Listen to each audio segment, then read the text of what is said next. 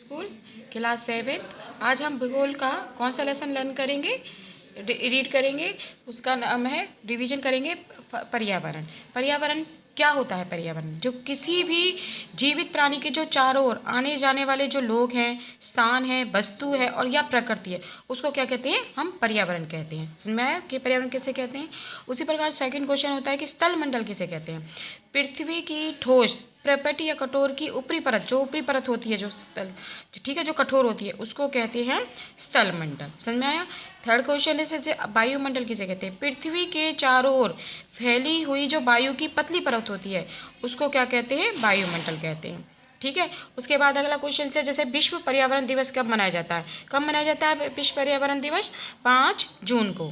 उसके बाद है वस्तु विनिमय पद्धति क्या होती है? आपने हिंदी में पढ़ा है। वस्तु विनिमय पद्धति क्या होती है? कि वस्तु की अदला बदली का व्यापार जो होता है, जिसमें धन का प्रयोग नहीं होता, उसको कहते हैं वस्तु विनिमय पद्धति। उसके बाद आता है पारितंत्र क्या है? क्या है पारितंत्र? वह तंत्र जिसमें सभी जीवधारी आपस में एक दूसरे पर आश्रित रहते हैं, यानी कि सभी जीव जो होते हैं वो एक दूसरे पर आश्रित रहते हैं, उसको कहते हैं पारितंत्र।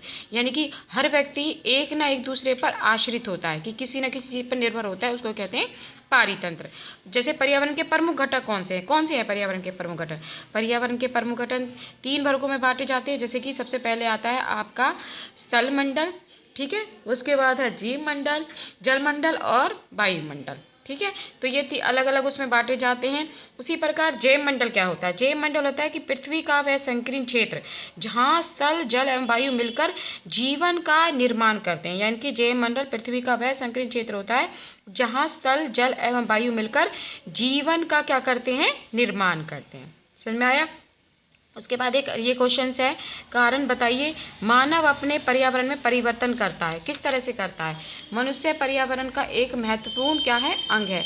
वह अपनी आवश्यकताओं की पूर्ति के लिए वनों को काटता है, जीव जंतुओं को मारता है और स्थल का खनन करता है। इसलिए अपनी आवश्यकताओं की पूर्ति के लिए मनुष्य किस पर्यावरण में क्या कर देता है? परिवर्तन करता है ना, आपने देखा होगा। अब एक अगला क्वेश्चन है, जैसे कि जीव जो वो होते हैं, पौधे और जीव जंतु एक दूसरे पर कैसे आश्रित रहते हैं? यानी कि सारे पौधे और हम जो जीव जंतु एक दूसरे पर किस तरह से आश्रित रहते हैं? कि जीव जंतु पौधों से भोजन प्राप्त करते हैं। क्या प्राप्त करते हैं? कि जो जीव जंतु होते हैं वो पौधों से भोजन प्राप्त करते हैं, तो पौधे जीव जंतुओं के लिए आश्रय प्रदान करते हैं। बदले में जो जीव जंतु होते हैं पौधों को खाद्य प्रदान करते हैं और कई खतरनाक जानवर जैसे शेर है, चीता है, जंगलों के रक्षक रूप में कार्य करते हैं। अब जैसे नेक्स्ट क्वेश्चन है कि वायुमंडल हमारे लिए कैसे लाभदायक है? यानी कि जो वायुमंडल है हमारे लिए किस तरह से लाभदायक है? कि भाई जो वायुमंडल है यह सूर्य से जो झुलसाने वाली गर्मी होती है उससे हानिकारक जो होते हैं उनसे बचाता है। इसके कारण जैसे मौसम और जलवायु में परिवर्तन होता है। यह सांस लेने के लिए स्वच्छ वायु क्या करता है? हमें प्रदान करता है। समझ में आया ये? अब जैसे आपके इस तरह से भी क्वेश्चन आएंगे, जैसे टिक करने होंगे आपको। इनमें से कौन सा प्राकृतिक पारितंत्र नहीं है? जैसे ताल। इनमें से कौन सा मानवीय जैसे आपका ये मिलान दिया हुआ कि जैव मंडल है। जैव मंडल किसमें वो है? वह संग्रह जहाँ पर स्थल मंडल और वायुमंडल पारस्परिक क्रिया करते हैं। वायुमंडल पृथ्वी को घेरने वाली वायु की चादर, और जलमंडल जलीय क्षेत्र, और पर्यावरण हमारे जो आसपास का क्षेत्र होता है। आप ध्यान से सुनेंगे। सभी बच्चे अपने बैठकर अच्छी तरह से घर में ये सारी कॉपियाँ तीनों में से 5 लेसन आपके मैंने बताए थे लर्न करने हैं। आपके टेस्ट जो हैं मंडे से होंगे, आपको डेटशीट दोबारा से भेज दी जाएगी। ठीक है, आज के लिए इतना ही, नेक्स्ट अगली क्लास में।